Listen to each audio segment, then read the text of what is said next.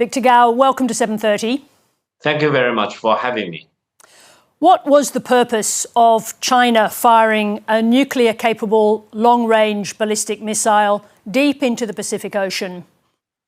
Well, China is one of the biggest nuclear powers in the world of today. No one should second guess about China's military capabilities.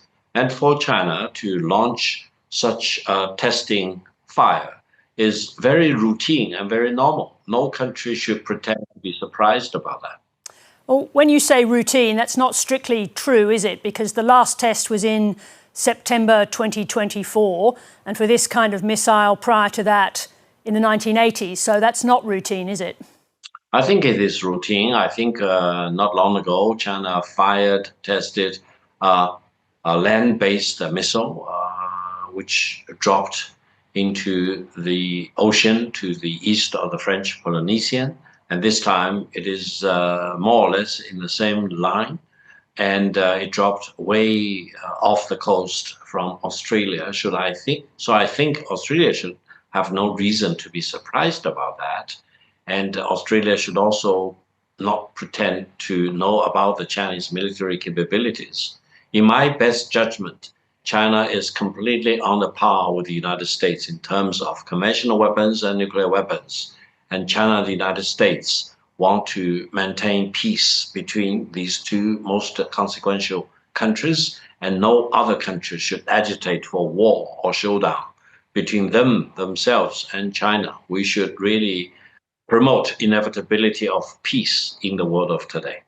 Just to understand what you're saying about China's intentions, we understand China currently has about 600 nuclear warheads. Is it China's intention to build as many nuclear warheads as the United States, to be on par with the United States? You never know how many nuclear warheads China has, and this is the biggest strategic ambiguity in our times. No one should know about that. Last year, in a very important meeting, I made a point. No country should ever imagine imposing a nuclear war on China, because while China will not tell you how many nuclear warheads China has, China will have enough nuclear warheads to annihilate the country which dares to impose a nuclear war on China. This is the strategic certainty and the assurance in our time. Therefore, get along with China in peace. Don't agitate for war with China, and don't pretend that China is not a mighty military power in the world of today, dedicated for peace, dedicated to defend free trade. You talked about the fact that Australia shouldn't be surprised by this test, and yet the Australian Foreign Minister Penny Wong made it clear that the warning of this test was extremely short, so they were surprised. Do you accept what she says, that a test of this nature with very limited warning is destabilising for the region?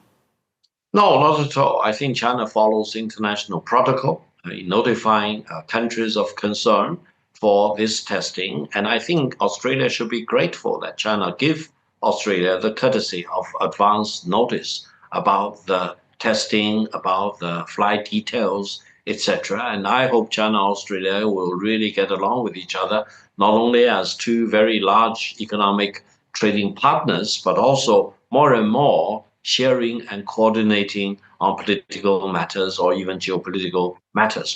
Let me ask you about the timing of the test. Australia and Fiji had just signed a new defence alliance, one of a number of treaties signed by Australia designed to push back against China's influence in the Pacific. Was this test timed to coincide with the signing of that agreement?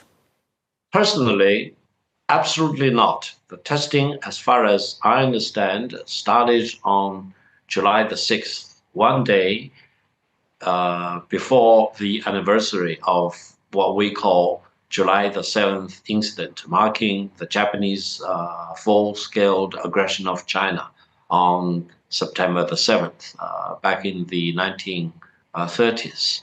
This is the main reason, in my best judgment, of why this testing started on July the 6th, one day before this very important anniversary. Let me just ask you this, if I may. How much do you think that this test of a nuclear-capable missile landing in the Pacific will set back China's diplomacy in the Pacific? Absolutely not. I think China and Pacific countries, especially the island countries, get along with each other very well. We respect each other. We deal with each other. And yet the leaders of the Pacific nations made clear that they objected to China testing a missile of this nature in the Pacific. Well, in the world of today, in terms of practicality, you may object, but then you need to follow the international rules. The Pacific is not a prohibited region for nuclear testing, and China has absolute legitimacy in doing this kind of testing in the Pacific without violating any international protocol. This is the end of the story, period, and this should not be a hindrance to China-Pacific cooperation. China is a force for international peace. By testing its nuclear capability, China will deter war of all kinds, including nuclear war being imposed on China. If China was sincere about this being part of China's efforts to bring peace to the world, it would seek to re-engage in international negotiations on nuclear non-proliferation, wouldn't it? Well, China wants to enter into nuclear renegotiation on the condition that the United States and Russia will agree not to use nuclear weapons against non-nuclear weapon countries, against nuclear-free zones, and not being the first country to use nuclear weapons. On that basis, I think China will be perfectly happy to enter into negotiation of any kind with Russia or the United States or both of them, but not on these conditions. China will not enter into negotiations. Do you expect that we will see further testing of long-range missiles, including airborne long-range missile testing? Is that what we'll see next? Well, China has already declared to the world its nuclear launch capabilities can touch any corner in any part of the world within 20 minutes or so. So no country should be surprised if China will do such testing in any corner of the world if China decides to do so. And no country should be an obstacle to China's testing like this. And I hope every country in the world, including Australia, should be very happy to see that China's declared nuclear policy is not to use nuclear weapon against any non-nuclear weapon country, against a nuclear-free zone, and China will never use nuclear weapon the first ahead of any other country against other countries. And China will never allow any nuclear power to impose a nuclear war on China without having that country annihilated by the Chinese nuclear capabilities. These don't sound like terribly peaceful words, but let me just ask you one question. Does Australia's increasing interoperability, that is working alongside with enabling US forces in Australia, make Australia a target for the Chinese military?